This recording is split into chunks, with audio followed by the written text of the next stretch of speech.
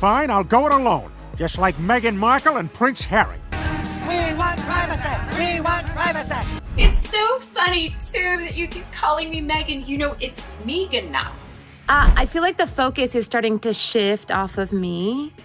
Maybe in editing you'll fix it. The worldwide privacy tour on South Park, it's come to life. That's what we're witnessing in this hospital room right here. If it's truly what we want, then we really can get away from it all. No more magazines and Netflix shows. We really can live a normal life.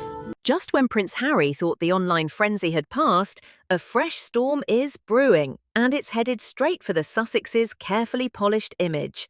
And now you've written all about it in your new book, Where? Yes, that's right, friend. Whispers from behind the scenes suggest the creators of South Park are quietly preparing a follow-up to their brutal, worldwide privacy tour episode, the same one that turned Harry and Meghan into a global punchline. But this time, the satire is reportedly aimed at something far more personal, Meghan's now infamous pregnancy video. Don't do that, baby mama. Drop. What was once intended as a joyful, empowering moment could soon become the centerpiece of animated mockery. And insiders say Harry is already spiraling. According to close sources, the Duke is feeling the pressure like never before. The idea that their intimate family moments, crafted to project sincerity and strength, could be dissected and distorted on a comedy stage has reportedly shaken him. Drop it down, low. To the baby mama when I step out on the top. 1 month, 2 month, 3 month, hit the baby. We want privacy! We want privacy! All right, thanks for having us on the show. For Harry, this isn't just about a cartoon. It's about losing control over a narrative they've worked tirelessly to curate. The stakes aren't just emotional, they're commercial. Their brand, which hinges on relatability, wellness, and empowerment, is now vulnerable to ridicule, the kind of ridicule that can tank deals and burn bridges overnight. Meanwhile, Montecito, once their sanctuary of peace, has allegedly shifted into high alert mode. Early morning Zoom calls, leaked clip surveillance, crisis PR advisors back on speed dial. One source described the atmosphere as a media lockdown, with the couple's inner circle scrambling to prepare for the next blow. It's not just about damage control anymore, it's about survival in an age where satire can do more damage than scandal. And for Harry, the nightmare isn't just the episode, it's that people might laugh again and louder than before. The first time South Park took aim at the Sussexes, it was like watching a cultural dam break. With no warning and zero filter, the show unleashed a savage parody of their post-royal lives, complete with a publicity tour for their demand for privacy. The internet ate it up. Headlines rolled in, memes exploded. For days, the couple became the punchline of every late-night show and comment section. And while Harry and Meghan kept silent publicly, reports later suggested that behind closed doors, there was nothing light-hearted about it. Meghan was reportedly upset by the portrayal, while Harry is said to have felt blindsided and humiliated. MDPA, the Pest 4, is also filled recognised 2,000 and plus trays. And what to them is trying game. This is wide suggesting was MDPE, the screen to be able to get that they refuse to South Play 2028. Now, that same dread is creeping back. The rumoured second round doesn't just threaten to revive the old mockery, it's expected to go even deeper. Meghan's viral pregnancy video, which once stood as a moment of warmth and empowerment, is allegedly being twisted into a staged performance. Early descriptions suggest that South Park plans to reimagine it with lighting crews, exaggerated choreography, and a scripted authenticity that makes their family life look like a brand campaign. One insider claimed the parody will frame Meghan's maternity clip as less of a celebration and more of a marketing stunt, precisely the type of narrative they've spent years trying to avoid. The potential fallout isn't lost on Harry. Sources claim he's re-watching the old episode, studying what hit hardest. The fear now is not just about being mocked, it's about being redefined. When satire echoes the very criticisms your team works around the clock to disprove, it lands like a truth bomb. For the Sussexes, this isn't just a cartoon, it's a reputational minefield, and it's detonating right as their public goodwill hits its most fragile point. At the heart of the rumoured South Park episode lies a moment Meghan likely hoped would never resurface: her viral pregnancy video. Originally released as a soft, intimate glimpse into her journey to motherhood, the clip was praised by some as empowering and raw. But online critics weren't so generous. The lighting was too perfect, the bump too prominent, the mood too rehearsed.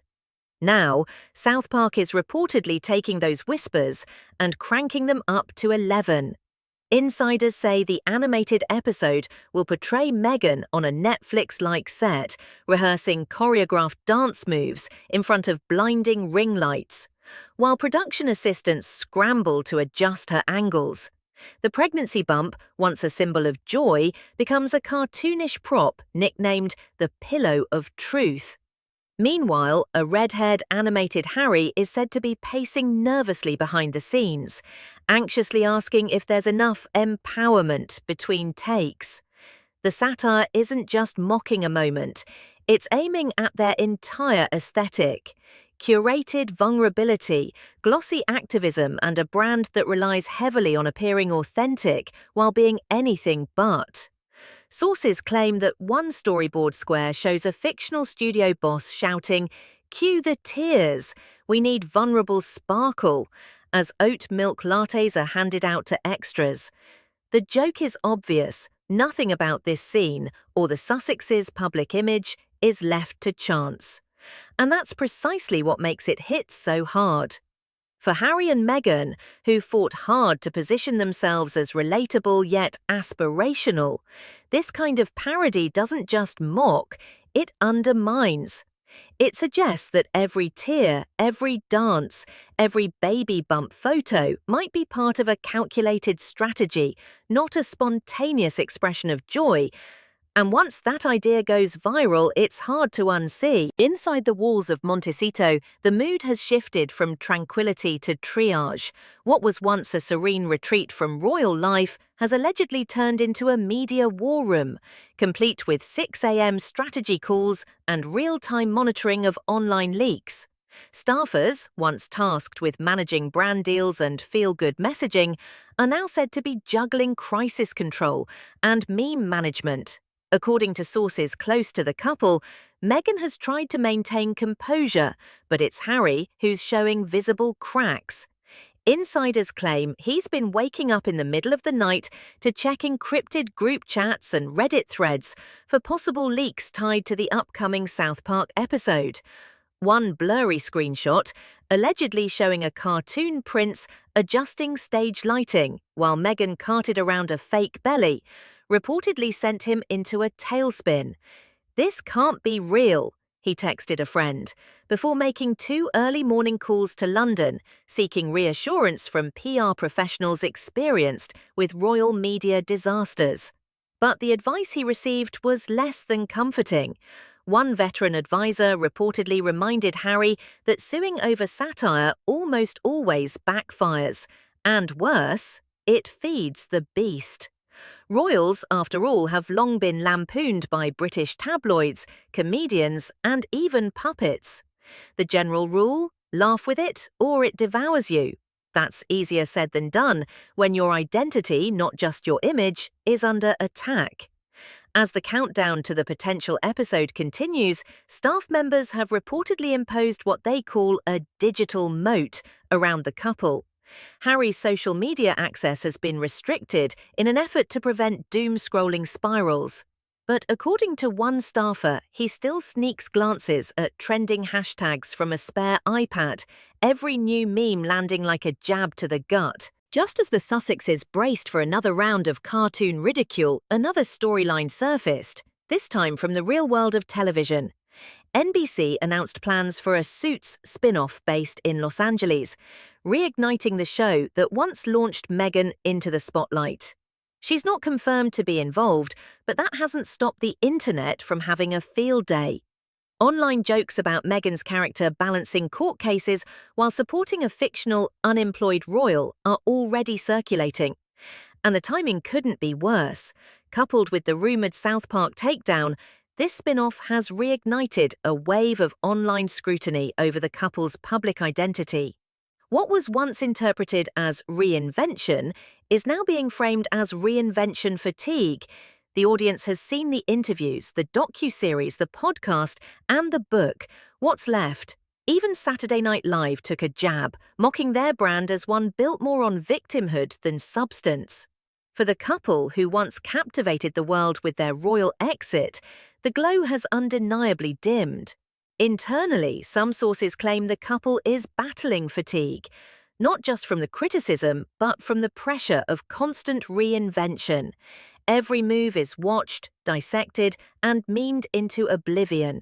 Harry, still hoping to thaw relations with his father, now faces the sting of knowing palace insiders are reportedly amused by his missteps. For traditionalists within the royal fold, watching Harry become the subject of cartoon ridicule isn't just entertaining, it's vindicating.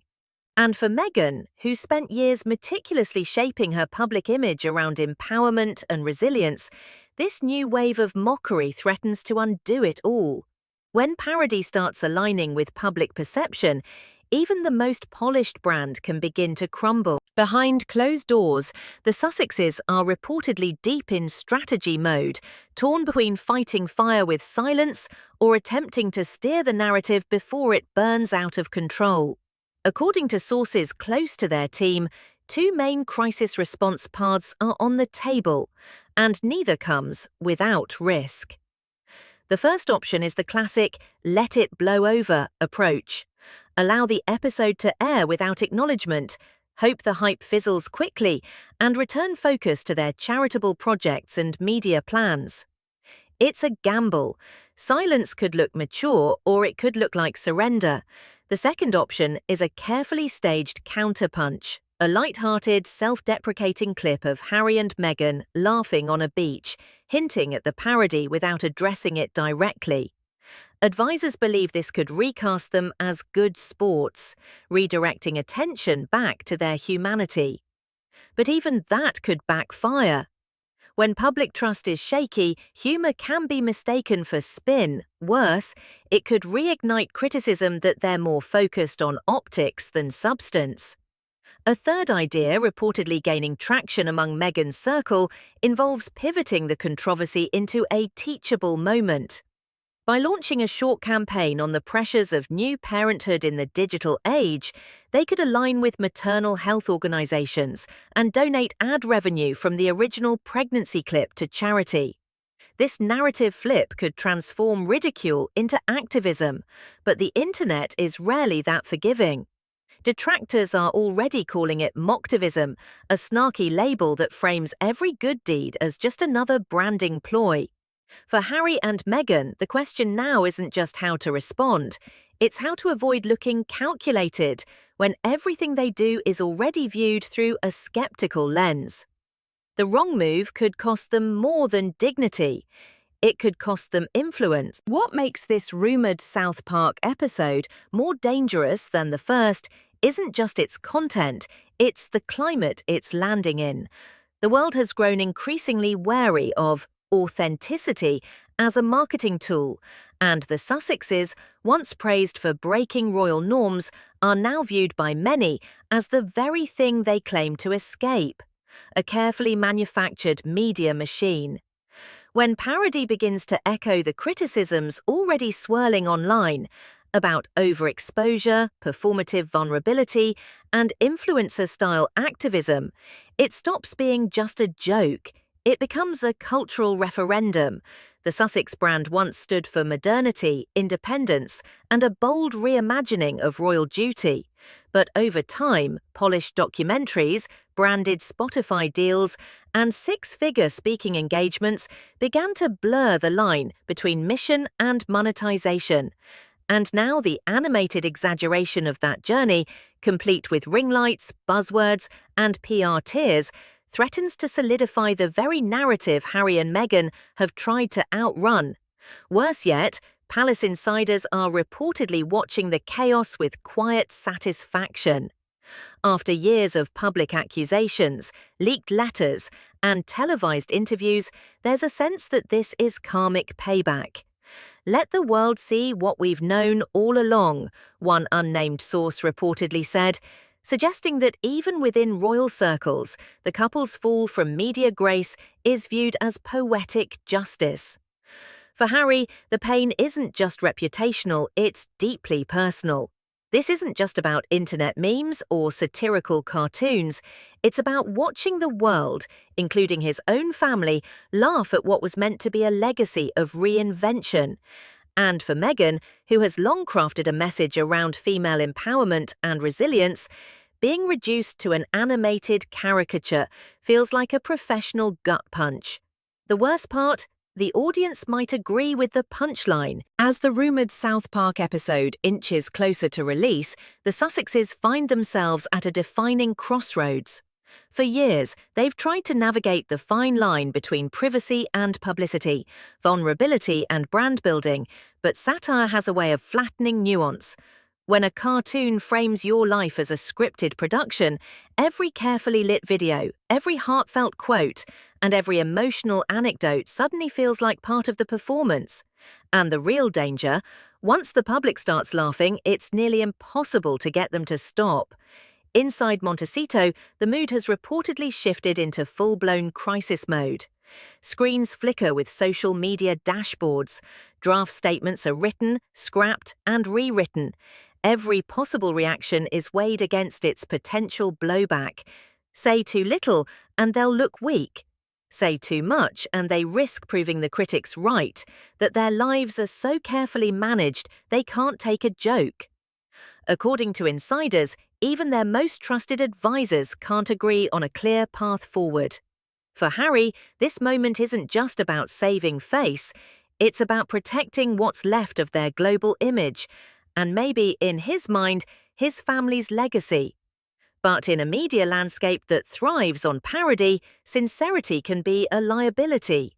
And for Meghan, whose message has always been rooted in purpose, empathy, and female empowerment, being mocked for the very thing she once found empowering feels like more than a setback. It feels like betrayal. If they combi caravet to on fime, which they called once a herp, so now the question looms. Should they respond at all? Or is the smarter play to let the world laugh, then quietly move forward? Either way, the clock is ticking, the memes are loading, and the internet, ruthless, relentless, and endlessly amused, is waiting to decide which version of them becomes permanent.